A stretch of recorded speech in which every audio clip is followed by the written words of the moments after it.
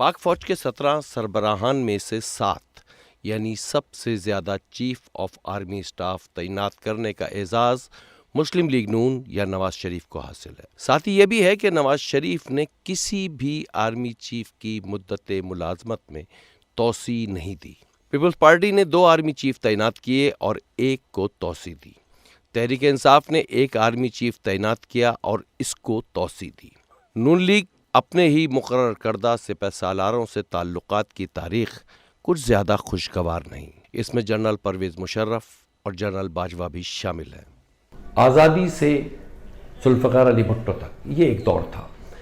یہ جو اگلا دور ہے جس بارے میں ہم آپ کو اس قسط میں بتا رہے ہیں، یہ اس سے کہیں زیادہ ہولناک ہے۔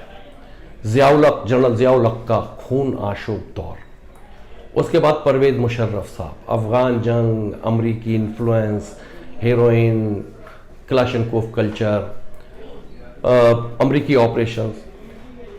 پھر یہ بات آگے بڑھتی یہ آتی ہے راحیل شریف، جنرل باجوہ اور اب اس سے آگے۔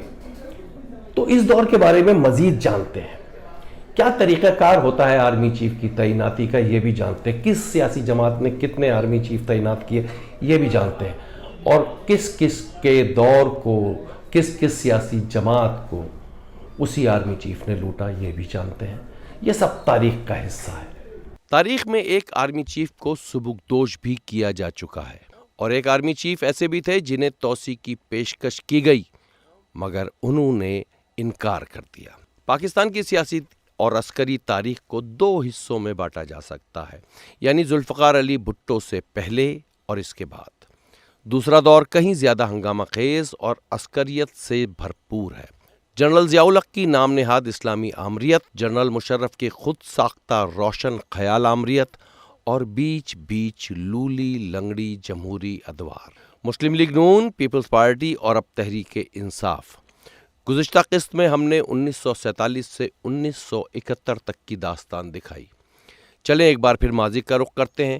سقوط مشرقی پاکستان کے بعد ذوالفقار علی بھٹو کا دور، جب سے اب تک کون کون بنا آرمی چیف؟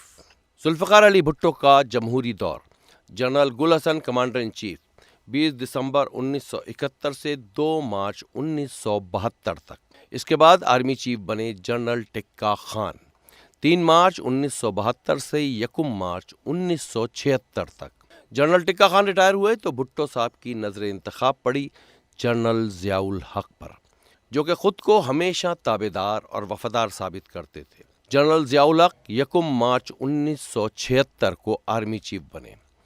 1977 میں انتخابات کے بعد بھٹو حکومت کے خلاف پاکستان قومی اتحاد کی تحریک، ہنگامے اور پھر مذاکرات۔ حکومت اپوزیشن مذاکرات معاہدے تک جا پہنچے مگر اسی رات جمہوریت پر ایک اور شب خون مارا گیا۔ جنرل ضیاء الحق آرمی چیف تعینات ہونے کے صرف 1 سال بعد 5 جولائی 1977 جنرل ضیاء الحق منتخب حکومت کا تختہ الٹ کر ملک پر قابض ہو گئے۔ فوجی آمریت کو جائز قرار دینے کے لیے مذہب کا بے دریغ استعمال، افغان جنگ میں شمولیت، امریکی ڈالرز، ہیروئن، کلاشنکوف کلچر، ایک خوفناک دور۔ اسی دور میں طالبان وجود میں آئے۔ پاکستان آج بھی افغان جنگ کے آسیب سے باہر نہیں نکل سکا۔ جنرل ضیاء الحق 17 اگست 1988 بھاولپور طیارہ حادثہ میں ہلاک ہوئے اور اپنی ہلاکت تک پورے 11 سال آرمی چیف اور صدر مملکت بنے رہے۔ اس کے بعد general Aslam Beg army chief تعینات ہوئے، جو 17 اگست 1988 سے 16 اگست 1991 تک عہدے پر رہے۔ غلام اسحاق خان عبوری صدر، عام انتخابات کروائے گئے اور بے نظیر بھٹو کی حکومت بنی۔ 16 اگست 1991 جنرل آصف نواز جنجوعہ کو آرمی چیف تعینات کیا گیا۔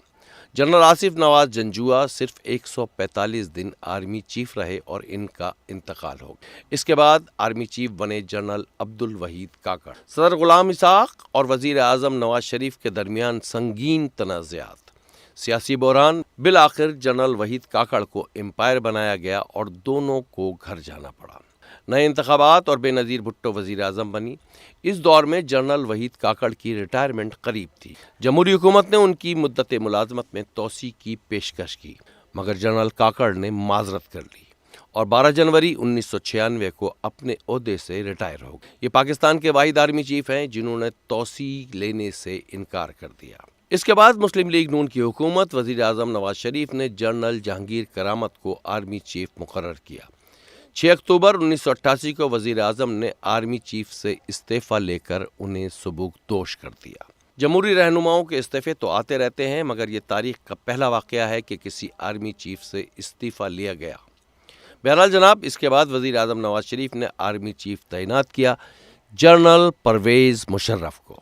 مئی 1999 میں کارگل تنازع پر وزیر اعظم اور آرمی چیف میں سنگین اختلافات۔ نواز شریف چونکہ اس سے پہلے جہانگیر کرامت کو سبکدوش کر چکے تھے، لہذا فوج نہایت محتاط تھی۔ اکتوبر 1999 میں جنرل پرویز مشرف سری لنکا کے دورے سے واپسی کے سفر پر تھے کہ وزیر اعظم نواز شریف نے انہیں عہدے سے ہٹا دیا۔ ان کی جگہ جنرل ضیاء الدین کو آرمی چیف مقرر کرنے کا اعلان کیا، مگر جنرل پرویز مشرف جو کہ اس خطرے سے پوری طرح آگاہ تھے، فوج کا متبادل منصوبہ تیار تھا۔ جوابی کارروائی میں جمہوری حکومت کا خاتمہ اور جنرل پرویز مشرف 9 سال ملک پر قابض رہے۔ آمریت کا تیسرا دور، ایک بار پھر امریکی جنگ میں شمولیت، اس بار مشن طالبان مٹانے کا تھا۔ نواز شریف سعودی عرب جلا وطن ہوئے۔ کچھ ہی عرصے بعد جنرل پرویز مشرف صدر بن بیٹھے۔ جنرل مشرف 28 نومبر 2007 میں بحیثیت آرمی چیف ریٹائر ہوئے۔ ملک میں ایمرجنسی نافذ کی گئی۔ General Ashfaq Parvez Kayani army chief بنے۔ وردی اتارنے کے بعد مشرف ایک کمزور صدر تھے۔ چیف جسٹس افتخار چودھری کو ہٹانے کی کوشش، وکلا کی بھرپور مہم اور سیاستدانوں کی شرکت، بالآخر اگست 2008 میں جنرل پرویز مشرف نے مجبوراً استعفیٰ دے دیا اور ملک سے باہر جا بسے۔ General Ashfaq Parvez Kayani, Peoples Party کے وزیر اعظم یوسف رضا گیلانی نے 2010 میں جنرل اشفاق پرویز کیانی کی مدت ملازمت میں 3 سال کی توسیع دی، مگر خود اپنی مدت پوری نہ کر سکے اور 3.5 سال بعد عہدہ چھوڑنا پڑا۔ ان کے بعد نومبر 2013 میں آرمی چیف بنے جنرل راحیل شریف۔ نواز شریف حکومت میں بننے والے جنرل راحیل شریف نواز شریف کے لیے آسان ثابت نہ ہوئے۔ بہرحال ان کو توسیع نہ دی گئی یا انہوں نے خود نہیں لی۔ جنرل راحیل شریف 3 سالہ مدت پوری کر کے ریٹائر ہو گئے۔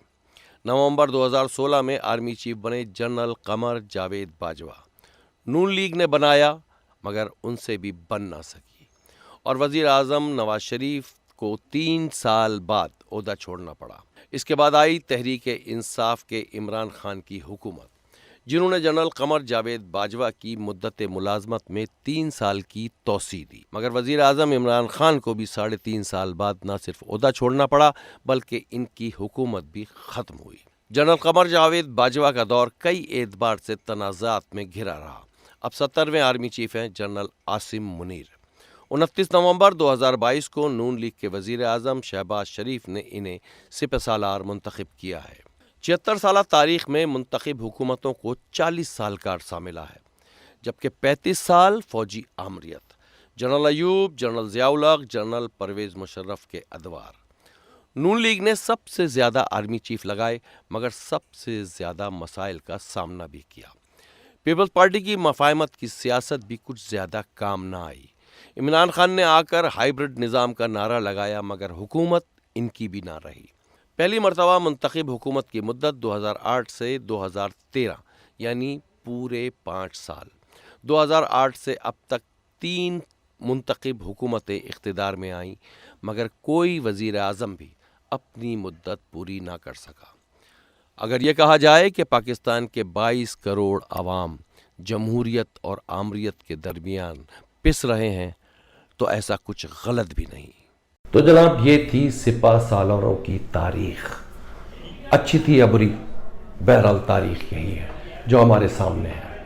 آج بھی سوال یہی ہے کہ آج پاکستان کے 22 کروڑ عوام اور خود ریاست کہاں کھڑی ہے اور ادارے کہاں کھڑے ہیں، سوچئے گا۔ اگر یہ ویڈیو آپ کو پسند آئی ہو تو اس کو لائک کریں، شیئر کریں۔ معصوم رضوی کو اجازت دیجیے، بہت شکریہ۔ مسٹر ڈاکیومنٹری چینل کو سبسکرائب کریں اور ہاں بیل آئیکن کو دبانا نہ بھولیں تاکہ نئی معلومات آپ تک بر وقت پہنچے۔